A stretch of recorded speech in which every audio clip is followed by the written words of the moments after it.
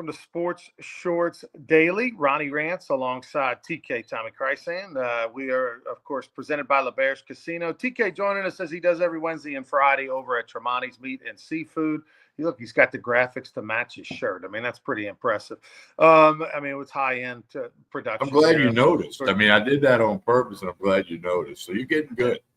Yeah, MBS, baby. It's all about MBS now. Of course, we're presented by LeBear's Casino. I'm at an undisclosed location at the LASportshall.com. Go check us out and follow us on social media. All right, TK, a couple of tidbits in the world of sports. LSU basketball, they play a good half, and then they don't play a good half. They played two decent halves against a really good team in Tennessee. They were down 3 at halftime yesterday. The men's team, low score in first half, 26-23 at halftime. Tennessee, by the way, about a 10.5 point favorite at tip. LSU ends up losing by 6. So they did cover if you're a gambler. They were down as many as like 12 or 13 with about a little over a minute and a half to go, and then ended up covering, which didn't help me any. But the Tigers, back-to-back played tough against good teams. Did you see the end of the Florida-Georgia game yesterday? I did not. So Florida, of course, one of the best teams in the country, who's escaped Baton Rouge where they were down 6-7 at halftime, ended up coming storming back, won by double digits and covered. But Florida playing on the road against a rival in Georgia. Georgia's not very good, just an okay team in the league at best. Florida goes over there and they are down 25-26 in the first half, down 16 at halftime. Storm back, have a 2-point lead with 1:05, 1:10 to go, end up losing. Oh, my. That's a tough one there. Yeah, it's even tougher when I tell you what I bet on. So, I went against some advice that I always go with, Tommy. I have a very good bookie friend of mine, works in another state, and he's made a good career out of being one of the better bookies in his state. And he told me, if someone wants to bet big on parlays and teasers, I'll send a limo to pick them up so that they can place their bets on time. And this is back in the day before all the technology now. Right. Used to have to call in with code words or meet the guy with a piece of paper, whatever. Well, I did a couple of parlays. And much like all bad parlay gamblers, no matter how many bets, how many legs of the parlay, it always comes down to you just lost that one that cost you the whole parlay. And that's exactly what happened last night. That's what happened the day before. So I'm over it. I'm over the parlays. All right. I didn't go. I went against my advice. Look, if you're going to do parlays, for me, just do the fun ones where you bet $10, $20 on 7 legs to win $8,000, and you don't mind just losing $10 a day or something for fun, and every once in a while maybe you hit one, and you got a story to tell, right? But in my case, went a little bigger, went a little different, and all I needed Florida to do, Tommy, was win. They didn't need to cover the 7.5, just needed them to win. Had a chance to cash out the parlay when they were down 10 with like 6.5 minutes to go to save a little bit of money. It wasn't going to get me my bet back, but I mean, I was going to, I could have hedged it, gotten 20% of my money back. Instead, I just said, you know what? I'm going to let it roll. Florida's the better team here. They come all the way back from 25 down, have a 2-point lead with a minute to go. I'm looking golden. No team responds well to that. You can't be down 16, give up the lead, and still have gas in the tank for the final minute to save yourself. That never happens. It did last night. And I thought I was going to be a genius. I thought I was going to come on this show in the morning, have a story to tell about how I had diamond hands, didn't hit the button, held on, and to my belief in the Gators, down 10 with 6 to go, didn't cash out to try to save a little bit of money. Instead, rode it out and had a tremendous, glorious victory. Instead, no, did not. Florida went cold the last minute, and Georgia hit a big 3, and then, the rest is history. So, speaking of parlays, my guy Dave in Vegas, who I worked with for a long time and did some radio with Baton Rouge, meat potatoes guy. He advised against parlays. He used to say it's very hard to pick one game. How can you pick 2? He said just pick one. And he said put them separate. That was just his theory. Managing money, he called it. So I can count on one hand a number of parlays I've bet since working with Dave in Las Vegas, just because percentages, odds. I mean, you and I are percentages and odds guys when it comes to the game of baseball, and when you bet. So pick one. Like I bet the Pelicans last night, and they won. Okay, if I'd have parlayed it with something, then it's tough to get 2 things right. Just get what it one. I don't know. Yeah, it's an opinion thing. No, you're right. You're right. Dave's right. God rest his soul. I knew better. Got a little cocky, but had a good little run, cashed out, a little bit, so I'm feeling like I'm playing with house money a little bit. Well, anyway, it is what it is. LSU baseball, I'm excited about tonight. They're going to play in Globe Life Ballpark, the home of the Texas Rangers, Tommy's favorite team. But much like all the games that are on the ESPN Plus app, you have to have the app. You have to have a subscription in order to watch it. Well, you're going to have to pay tonight. Where can folks find the LSU DBU game? What time does that game start, Tommy? 7 p.m. on Flow Sports, FLOsports.com. I went there a little while ago, and you got to pay to get a subscription, and then you'd be able to watch the game from Globe Life Field. 3rd time LSU has played in a major league park in their baseball history. And I think that's cool. I think that's special. Ronnie, I've talked before. The first time was the Minnesota Twins back in, I think, 1994. 95. Yeah, and then, of course, they played at Minute Maid or whatever they call the park in Houston now. But, Ronnie, I remember the 6 or 8 times when I was in college and we played in a minor league park. I mean, we thought that was something. Smith Wells Stadium up in Jackson, and played at the Cardinals place in Johnson City, Tennessee. And we used to think, man, we're playing on a minor league field. It's kind of like that first time you ever played golf at the TPC, Louisiana, when you're playing on a course where the pros played. So, LSU baseball is, cream of the crop. It's the kingpin. But it's still got to be something to those 40 players to say, hey, I'm playing in a major league field. I'm in a major league dugout. This is where the greatest that ever played the game play.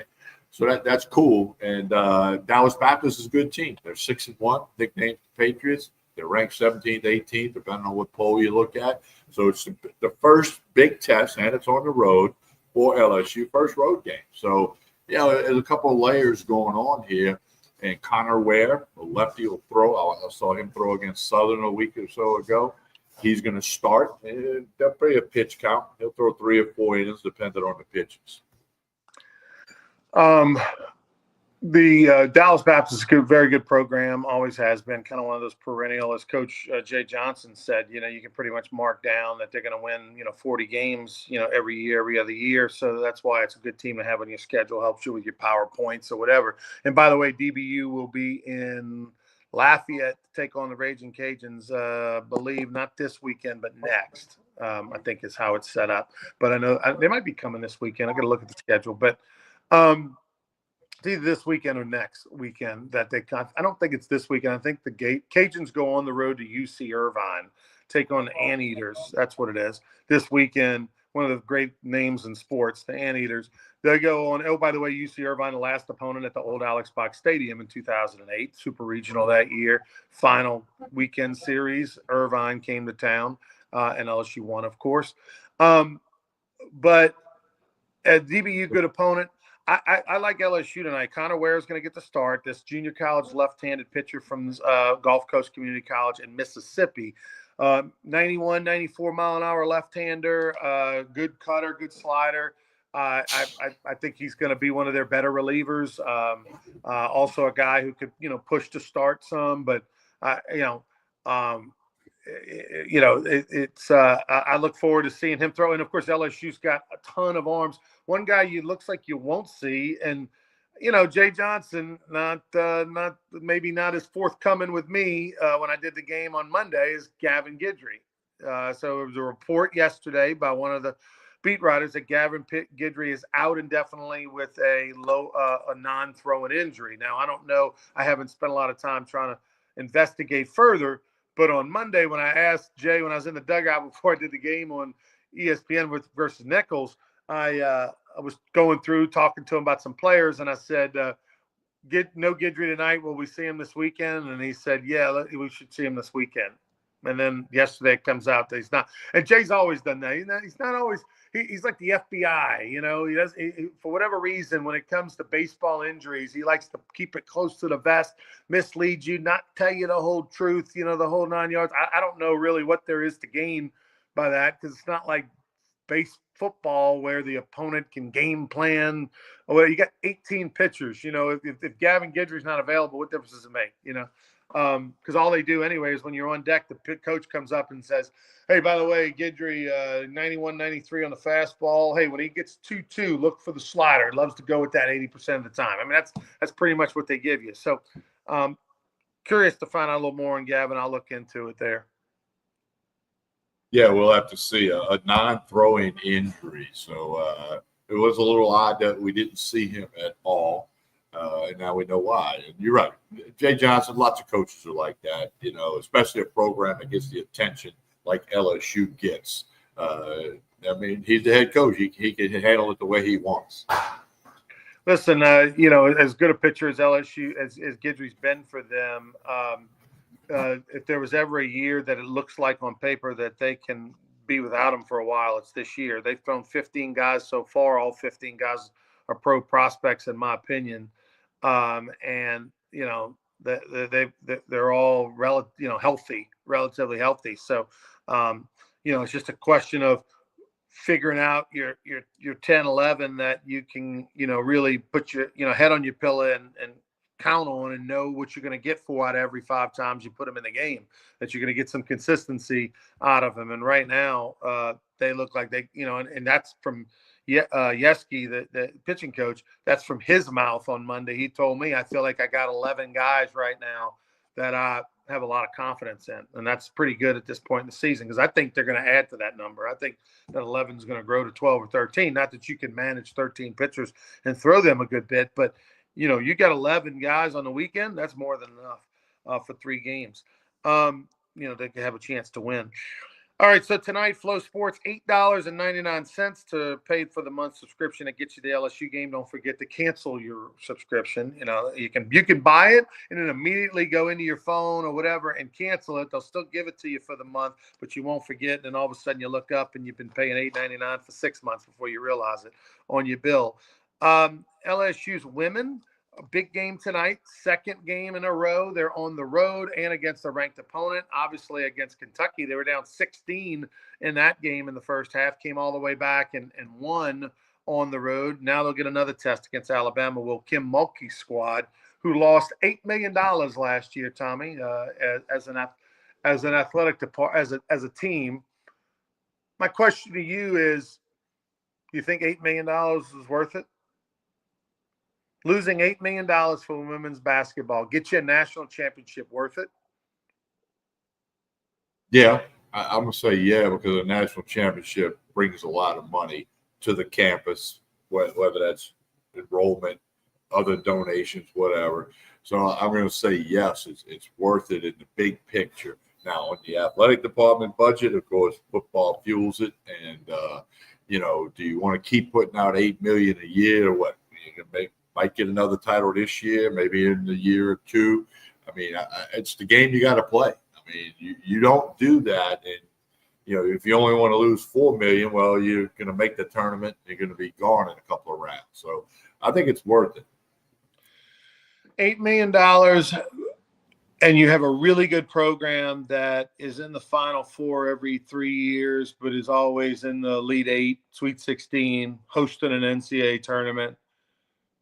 But you don't win another national championship again over the next 6-7 years. But you lose $8 to $10 million a year every year over the next 6-7 years. Then do you think it's worth it? Because that's more realistic. think it's worth it to go back to what Skip Berkman talked about when he became the AD, the LSU brand. Okay, the purple and gold, the LSU brand. I think having a women's basketball program get the attention that it gets because of Kim Mulkey and the success on the floor and a national title not that long ago fuels that LSU brand, which helps the entire university. It helps the state of Louisiana, certainly the greater Baton Rouge area. So I think, if you look at it in that big picture, yes, it's worth it. I mean, every business in this world, even here at Tremonti's, there's days when he donates a box of steaks to somebody because they asked him to help, and he loses money on that. But then it comes back around later when that guy, gets a crawfish bowl catered or has a lunch catering. So, and that's very small scale compared to $8 million or $10 million for women's basketball. You got to embrace it. It's the game you got to play if you want that status.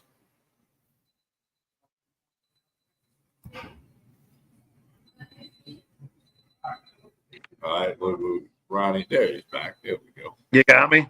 It's the game you got to play if you want that have that status and that brand. And look, what we don't know is how many donor dollars come in because of LSU women's basketball and Kim Mulkey and their love of her and support of the program and all that. Yes, sure. The value of Angel Reese. What is that? That's the hard part for me is, and for anybody, is to figure what that value is, right?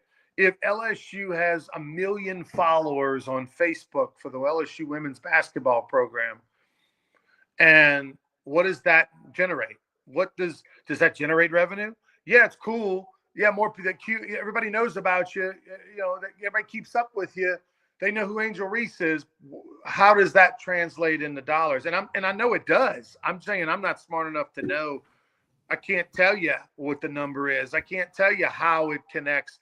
Other than, do more women's basketball fans' daughters go to LSU for school?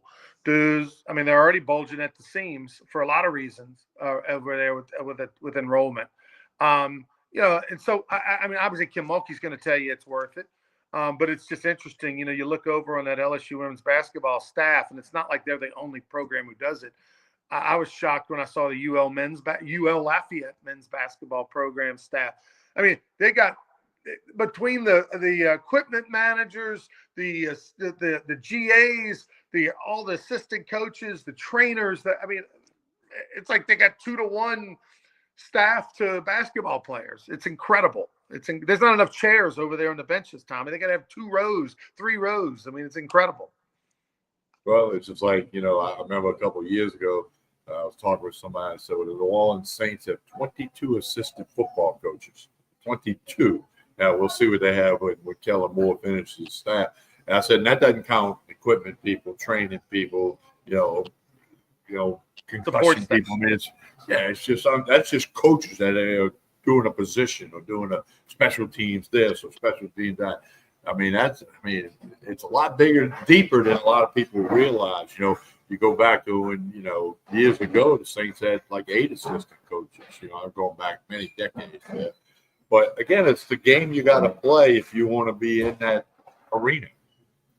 All right, so we're talking, about the loss of money and is it worth it and all that in women's basketball.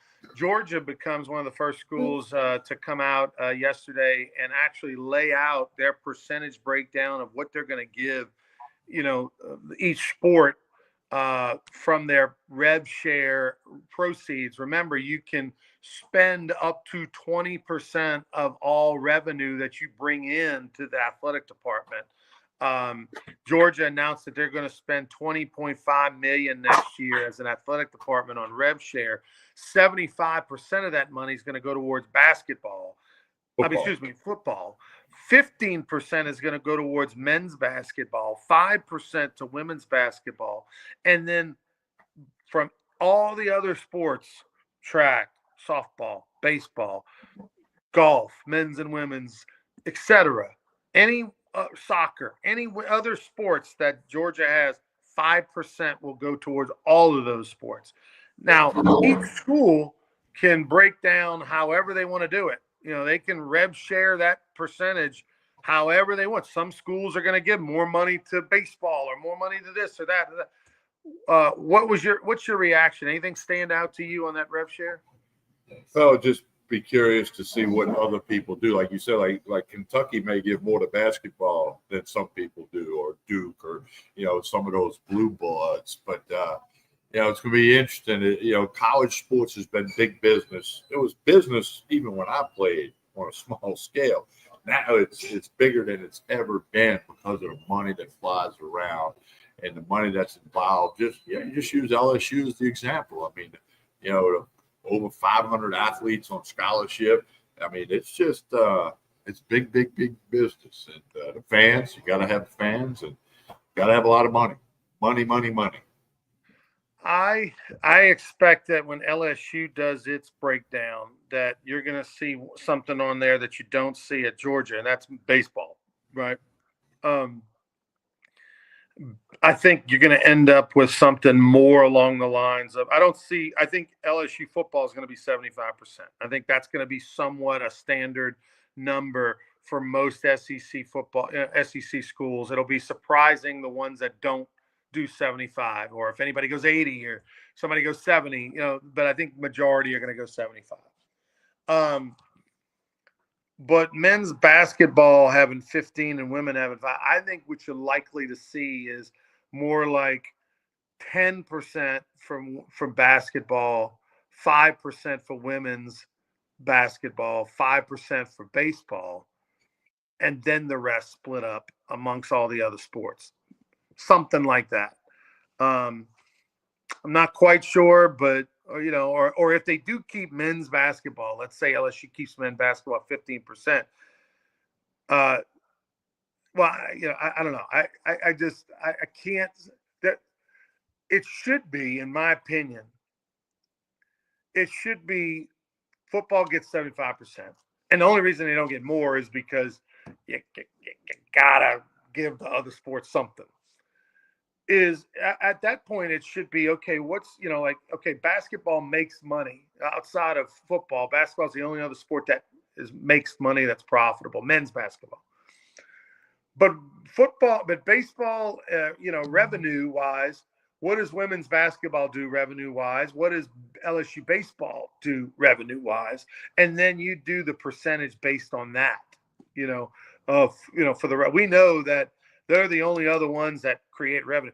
Gymnastics creates a little revenue. Their tickets are super cheap. They create some revenue. So women's, outside of that, nobody else is really generating any revenue. So maybe your percentage breakdown is dependent upon the revenue that you generate, and it might not be a clean 15, 5, 5. It might be like 6.5, 8.5, something like that. Well, here's the thing. If you spend the money, you don't guarantee a championship. Okay. That just doesn't happen. But if you don't spend the money, you're going to guarantee that you're going to be in the bottom part of the standings. Like South Carolina and LSU men's basketball have the lowest, NIL stuff, or they're 15th and 16th in the league. So again, if you spend the money, you don't guarantee a championship. But if you don't spend the money, you're going to find yourself at the bottom or near the bottom of the standings. No matter what sport, men, women, it doesn't matter. It's the game you're going to have to play to have that status that everybody wants. And it's easier said than done, and it's a massive amount of money. Tommy, I mentioned shows over the years to you on Netflix, and was like, oh, you need to watch this one, you need to watch that one, and you never do. Occasionally you watch a episode or something. Where are you on Full Swing? Did you watch Full Swing? I watched like 5 or 6 episodes. I enjoyed that. Season 1. Yes, I got into the Brooks Koepka thing. I enjoyed that. I watched the quarterback stuff, the 3 quarterback guys. I enjoyed all of that. It's just, you're a very busy guy, and I'm kind of very busy. So come on. I watch the shows when I'm cooking my dinner, Tommy, on my phone. You know, and I'm standing at the counter chopping bell peppers or cooking a piece of chicken or whatever. I mean, if I got 30 minutes to cook and wait for the food or whatever, I'm watching the show. If I'm sitting in traffic, I'm watching the show. My point is that it's incredible to me that you can put it down. Like most human beings aren't like that, right? Like if you watch, especially like shows that are limited series where they only have 6 episodes or 8 episodes, if you're watching something and you really like it, it's hard to go to bed, but definitely you're going to finish it. And for you to just not finish it, especially golf, which is something that's one of your passions, it's surprising to me that you just let it go. Well, Ronnie, a lot of times when I'm cooking that piece of chicken, I have music on. I'm a huge passion for music. So I got music going on. I'm listening to Spotify. I got different channels and all that stuff. Or if I'm washing clothes and piddling around in the house, and I got music on more than I would have Netflix on. Now, like Landman, that show that was on Paramount Plus, I never missed a minute of it. Okay, the Yellowstone. Priorities. I mean, it's not that you're so busy. It's just that, yeah, no, I could make time and say, you don't really like everything. Well, some mornings I don't. I get up very early, but I don't leave the house as early some morning. Like on a Tuesday when we don't have sports shows daily. Sometimes I don't leave the house until 10:30. I need to just pick. Okay, at 8 o'clock, I'm gonna sit down and watch Netflix, and at 9:30, I'll be done and get ready and go to school or go run errands, whatever. You're right. It's priorities. You hit the nail on the head. So I guess I got to change my priorities. No, I'm just shocked that before you go to bed, you relax, you sit there for a minute. I mean, watch an episode and go to bed. You know what I mean? Like surprise. But anyway, it's fantastic. It's fun. So they just came out. Full Swing came out with season 3 yesterday, and it's already great. A lot of Rory McIlroy in this one. I only watched a couple episodes, but I'll have it. I'll be done by the end of the week for sure. I'll watch them all. But speaking of golf, I had a conversation on Monday after the game. Myself, Buzzy Heidel, Doug Thompson went 8, and we always have our annual kind of talk about what our prediction on what LSU baseball is going to do, our prediction on what certain stats are for players and blah, blah, blah, blah, blah. We write it down, take a picture, and it's always good to reference it. I met a white elephant. I met the pink dolphin. I met the one guy that I've yet to meet. I don't know if you've met anyone. If you have, please share it. Have you met anyone that says, man, I really like the TGL, the golf league. That's fun to watch? No. Okay. Buzzy Heidel likes the TGL. Buzzy loves watching the TGL. That's the one guy. There's a guy. We found the guy. Well, that doesn't totally surprise me because, anybody that's a gallery guard for 7 days at Augusta without a phone for 14 hours a day has a passion for golf unlike anybody else. So that doesn't surprise me. I just can't get into it. And my friend, who we've referenced a couple of times, was at the initial TGL. He lives like 5 minutes from that facility. He stopped going. The newness wore off a little bit, and and he's like, I got other things I got to do now. And he, like Buzzy, you and I, loves the game of golf. Huge passion for golf. He started the Hook a Kid on Golf program, which goes back decades. I was on the board of directors for that. But I just can't get into the TGL. But Buzzy, next time I see Buzzy, I'm gonna have to talk some TGL with him and act like I saw it more than once. The Pelicans win 2 in a row. They need to schedule the Spurs more often without the Spurs are bad, yeah, on their schedule. And then, of course, LSU men are at Mississippi State on Saturday. We'll see if Coach McMahon's squad can, after playing well against top 10 teams, maybe they can put it together against Mississippi State on the road. All right, LSU baseball tonight. We'll be back Friday morning for more Sports Shorts Daily presented by LeBear's Casino. And hopefully we'll be talking an LSU win. We'll break down that game and also look ahead to this weekend series. It's going to be a lot of fun in Frisco. If you ain't doing anything and want to get away from the Mardi Gras madness of Louisiana, going over to Dallas, Frisco, Texas, the ballpark they're playing in this weekend. It's fantastic. The weather's going to be perfect. And they play Friday against Kansas State, Saturday against Nebraska, Sunday against Sam Houston. TK, tell us about Tremonti's as we get out of here. Well, lunch special every Wednesday, burger and fries, $6.99. You can eat it here. You can get it to go. And then they got boiled crawfish, live crawfish. Now, what they do now, the crawfish season's here. Every Tuesday, there's a 10-pound crawfish special.